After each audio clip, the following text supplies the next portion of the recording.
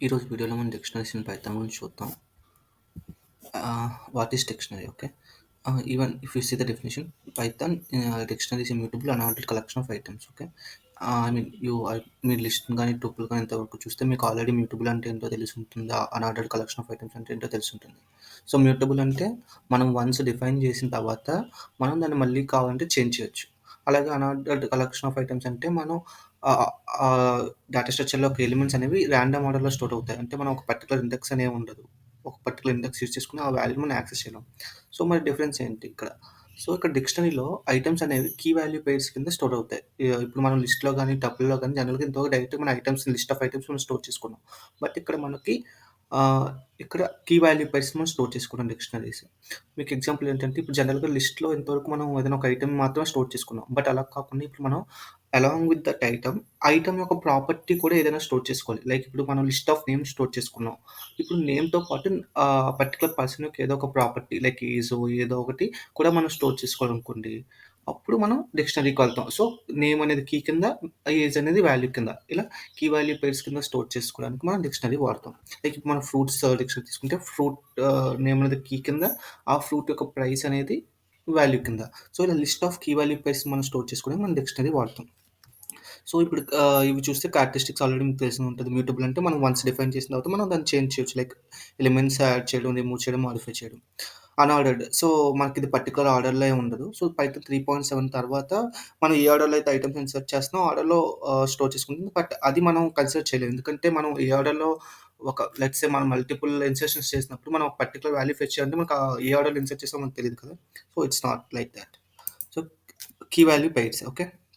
చెప్పాను కదా! ఐటెమ్స్ అనేది కీ వాల్యూ పెయిర్స్ కింద స్టోర్ అవుతుంది. నెక్స్ట్ కీస్ చెప్పాను కదా! కీస్ అనేవి యూనిక్ ఉండాలి ఒక డిక్షనరీలో. ఎందుకంటే మనం డిక్షనరీలో ఐటెమ్స్‌ని కీస్ యూజ్ చేసి మనం ఫెచ్ చేస్తాం. సో, అవి ఖచ్చితంగా ఒక డిక్షనరీలో కీ అనేది డూప్లికేట్ అవ్వకూడదు. కీస్ అనేవి స్ట్రింగ్స్ అవ్వచ్చు, నంబర్స్ అవ్వచ్చు, టపుల్స్ అవ్వచ్చు. ఎందుకు అంటే అవి ఇమ్యూటబుల్ అవ్వాలి. అంటే వన్స్ కీ డిఫైన్ చేసిన తర్వాత నువ్వు మళ్ళీ కీ చేంజ్ చేయకూడదు. ఎందుకంటే మనం ఆ కీని యూజ్ చేసి వాల్యూని ఫెచ్ చేస్తున్నాం. So, if you are changing the key మనం ప్రీవియస్‌గా ఉన్న వాల్యూని లాస్ అయిపోతాం. So, values can be anything అనమాట. ఐ మీన్ స్ట్రింగ్స్ అవ్వచ్చు, నంబర్స్ అవ్వచ్చు, లిస్ట్ అవ్వచ్చు, అనదర్ డిక్షనరీ కూడా అవ్వచ్చు. ఈవెన్ వాల్యూస్ అనేవి మనం కౌంట్ డూప్లికేట్ చేసుకోవచ్చు. అంటే డిఫరెంట్ కీస్ అనేవి డిఫరెంట్ కీస్‌కి మనకి 1 అనే కీ ఉంది, 2 అనే కీ ఉంది. But both can have same values. Now let's see how we can create dictionaries. Okay.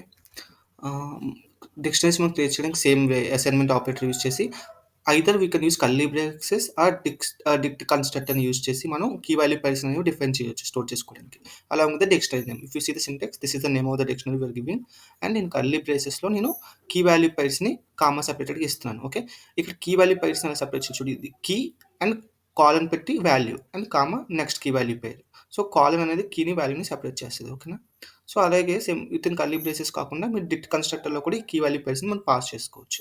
ఇప్పుడు ఎగ్జాంపుల్ తీసుకుంటే నేను ఎంప్లాయీ డిక్షనరీ అనేది క్రియేట్ చేస్తున్నాను. సో, కీ అనేది ఐడీ, వాల్యూ అనేది నేమ్. సో, ఇలా. So, let's see in practical how we can actually create a dictionary and what are the operations that we can perform in a dictionary. Okay. If you see ఇక్కడ నేను my dictionary అనే డిక్షనరీని create చేస్తాను. So, which is storing name, age and city of a person. Okay. ఇక్కడ name ఇక్కడ నేను ఎందుకు create చేశానంటే చూస్తే కీస్ అనేవి ఇక్కడ స్ట్రింగ్స్ ఉన్నాయి.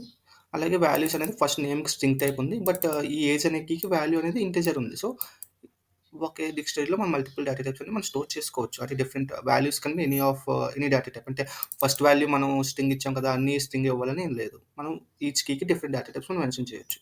So, let me create this. Now let me print this. మీరు చూస్తే మనకు ఆ డిక్షనరీ క్రియేట్ అయింది. Now how we can access the elements of dictionary. So, మనం మనం ఇంతకుముందు లిస్ట్ టపుల్‌లో చేసినట్టు స్క్వేర్ బ్రాకెట్స్ యూజ్ చేసి అందులో లిస్ట్ కానీ, టపుల్ కానీ ఏం చేసాం ఇండెక్స్ పాస్ చేసాం.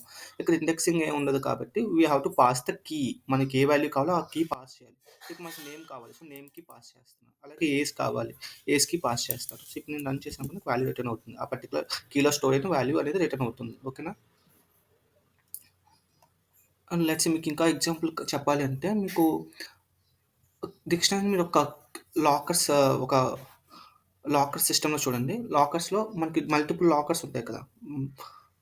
ఆ లాకర్ యొక్క ఐడీ అనేది మీరు కీ అని తీసుకొని అందులో స్టోర్ చేసుకున్న ఐటెమ్స్ అనేవి వాల్యూస్ ఓకేనా? సో, మనకు పర్టిక్యులర్ లాకర్ కావాలంటే ఏం చేయాలి? లాకర్ ఐడీ తెలియాలి.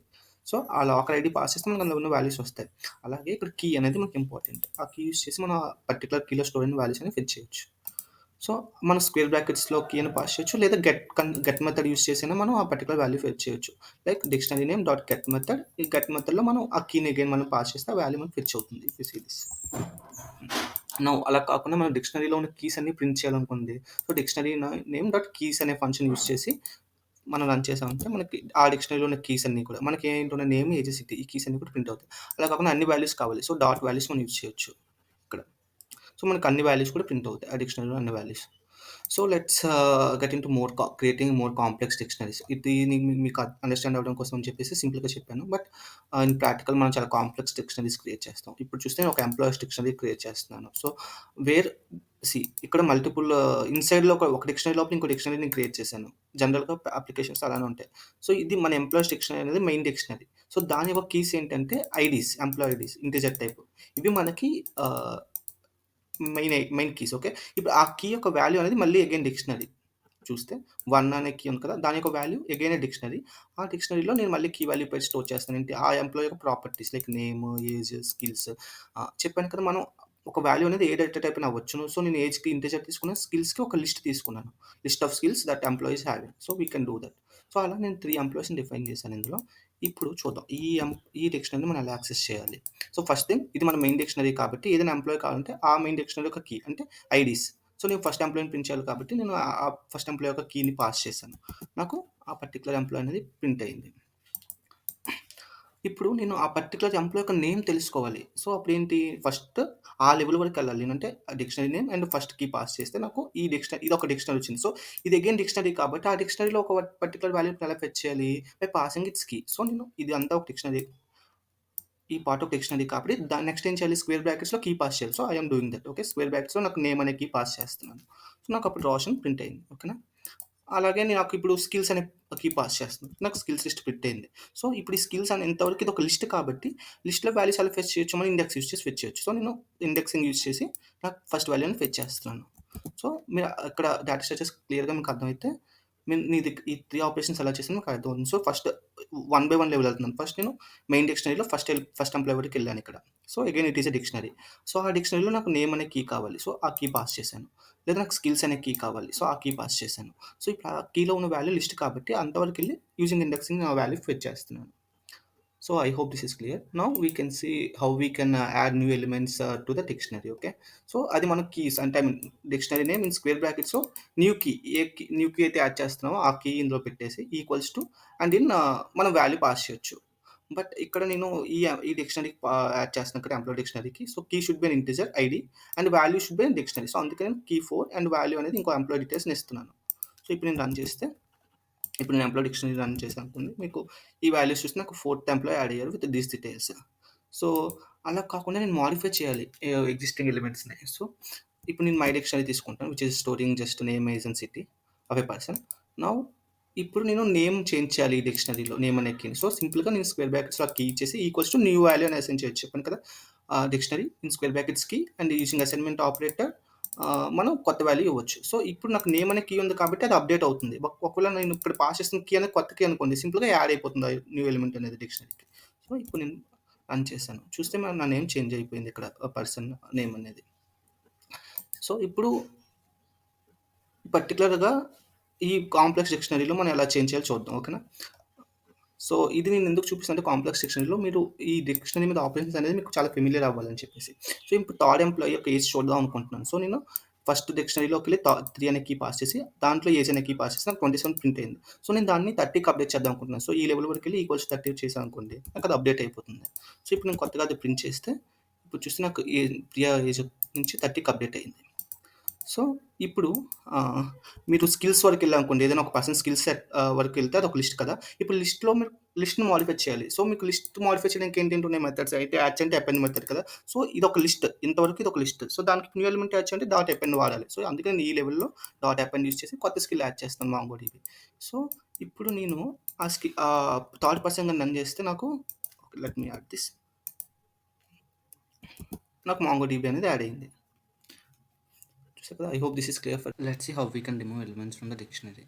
మన డిక్షనరీ నుంచి ఎలిమెంట్స్ పాప్ మెథడ్ యూజ్ చేసుకొని లేదా డెల్ కీవర్డ్స్ యూజ్ చేసుకొని మనం ఎలిమెంట్స్‌ని రిమూవ్ చేయొచ్చు.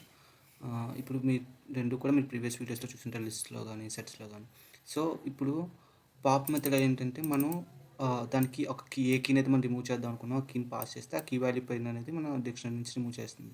సో, ఇప్పుడు నేను ఎంప్లాయీ డిక్షనరీలో మనం న్యూగా యాడ్ చేసిన ఫోర్త్ ఐడీని రిమూవ్ చేద్దాం అనుకుంటున్నాను. So, pop returning 4. సో, ఇప్పుడు మనం రిటర్న్ చేస్తే అది మనం అంజలి యాడ్ చేసాక ఆ ఎంప్లాయీ యొక్క డీటెయిల్స్ అన్నీ కూడా రిమూవ్ అయిపోతాయి. సో, పాప్ మెథడ్ ఏంటి? అది రిమూవ్ చేయడంతో పాటు ప్రింట్ చేస్తుంది. ఏదైతే డిలీట్ చేసిందో అది ప్రింట్ చేస్తుంది. సో, ఇప్పుడు మనం ఎంప్లాయీ డిక్షనరీ చూస్తే only we have 3 IDs here.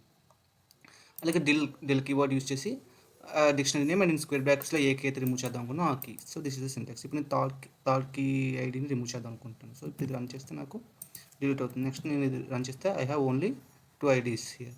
మరియు మనం నెక్స్ట్ వీడియోలో different operators in Python and different conditions in Python చూద్దాం.